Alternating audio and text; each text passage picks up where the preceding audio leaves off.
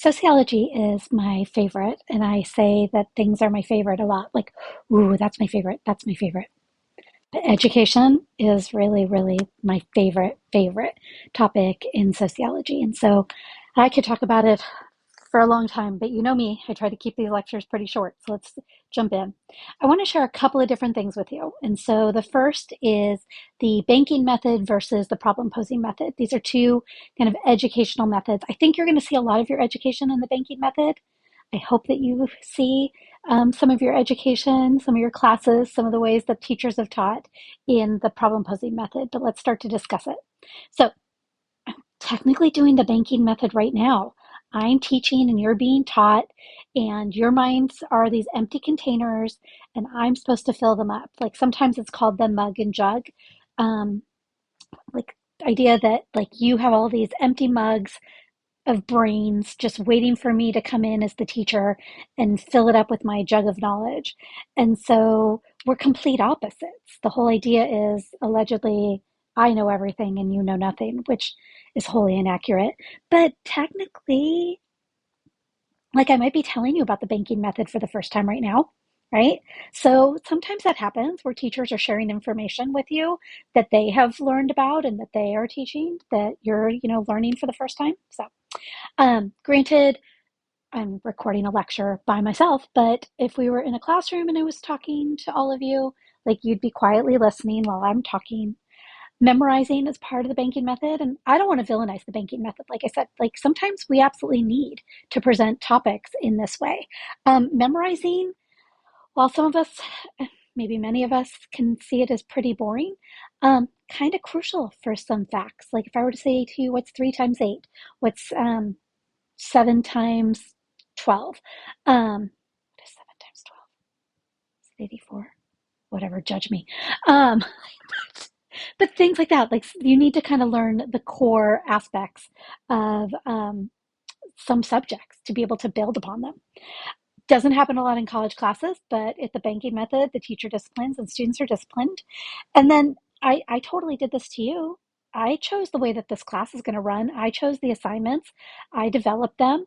I chose that, I'm going to lecture in this way and everything else. And I didn't ask you like, hey, what do you think?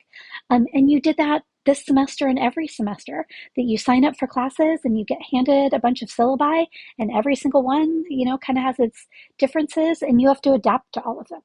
So that's the banking method. Now, the problem posing method is no longer just the mug and jug pouring facts and figures in there. Um, now, the best part of it is that I'm learning too. You got to think when I have structured the class in the way that it is, um, and the assignments in the manner that you write them, I'm learning from you. I'm learning about your observations, the way that you see the world, the experiences that you've had. And so you are teaching me too. And we're all co investigators looking into the world around us together. That is why so many questions that I write are kind of getting you thinking about what are you seeing in the world around you. And because there's so many questions I write, are about the fact that, like, this is real stuff. Not gonna lie, I could be teaching intro to sociology and the entire time, and granted, right now we're talking about educational theory, right?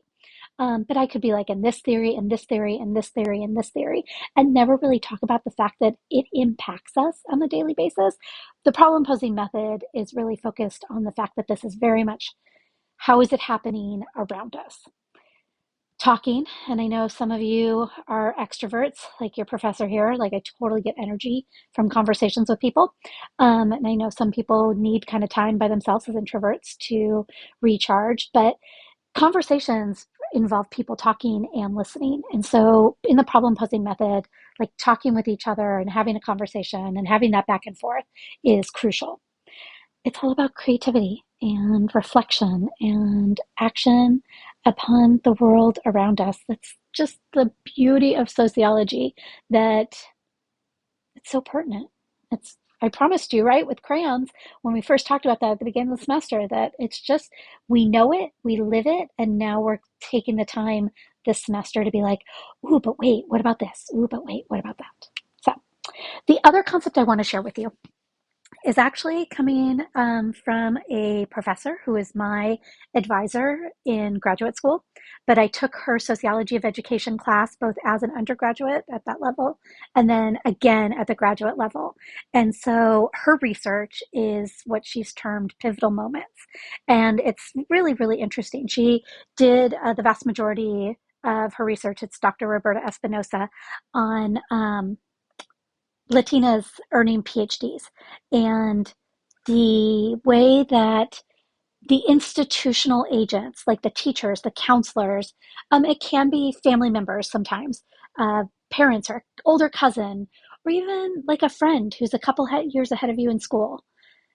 They create a pivotal moment for you. And the way that that is described is not only just, oh, gee, you're really smart. Hey, did you think about going to graduate school? Or hey, did you think about going on to earn your PhD? Not just making that, really generous um, compliment, but talking about this is the way you do it. Here are the strategies. Let me like support you more holistically than just throwing some kind words in your direction about how capable you are. Pivotal moments create an educational trajectory that didn't exist prior because you have been let in and supported with actionable items. And so it's really interesting to think about. All of us at some point in our education probably had somebody that created some kind of pivotal moment where they didn't just, give us a compliment, but they actually showed us the way, gave us ideas on what we could do to achieve more or figure out something that helped us in our education.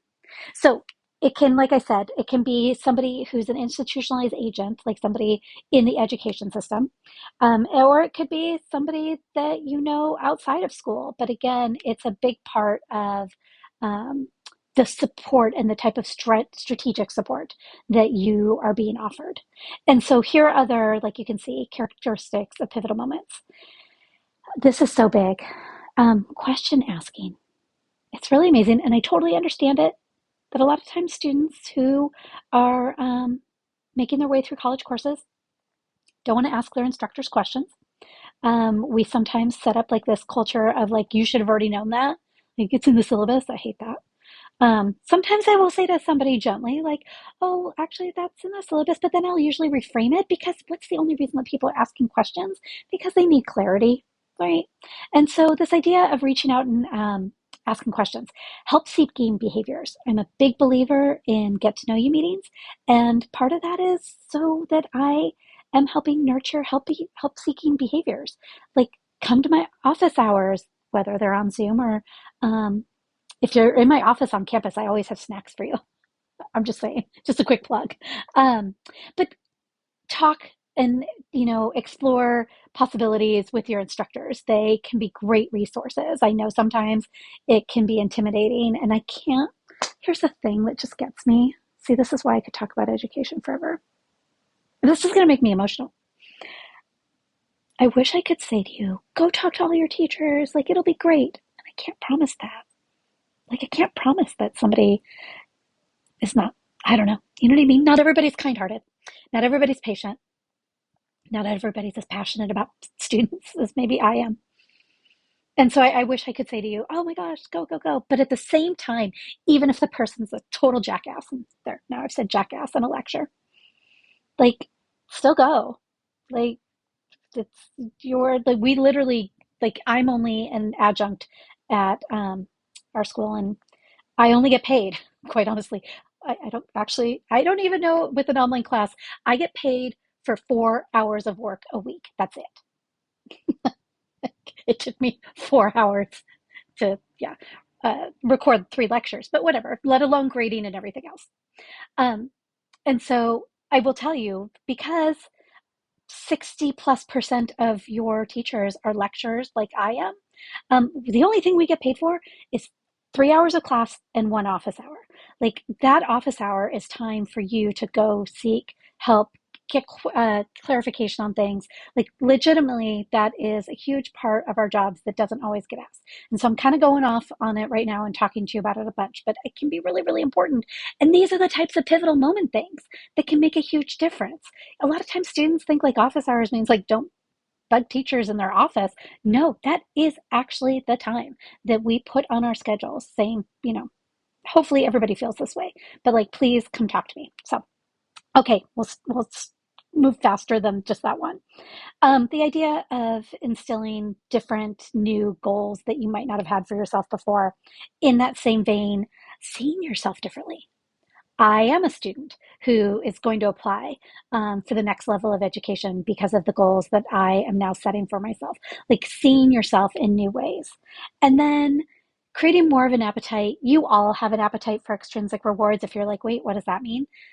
Your students going through school wanting to earn strong scores in all of your classes, that type of thing, right? Those are extrinsic goals. Those are things outside of yourself. You are motivated by seeing that GPA. You're motivated by achieving things, and so it's creating more of an appetite for achievement. So, like I said, this will probably end up being a longer lecture than some of the others, but hopefully this gets you thinking about your education in possibly new ways, whether it's problem posing versus banking, looking and thinking about who are your pivotal moment people, and then really honestly tuck it away.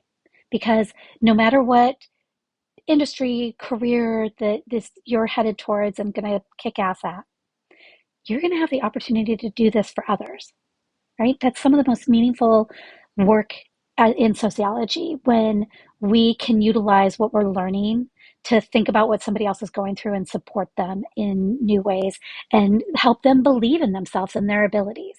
And so hopefully by learning a little bit about pivotal moments can make a difference.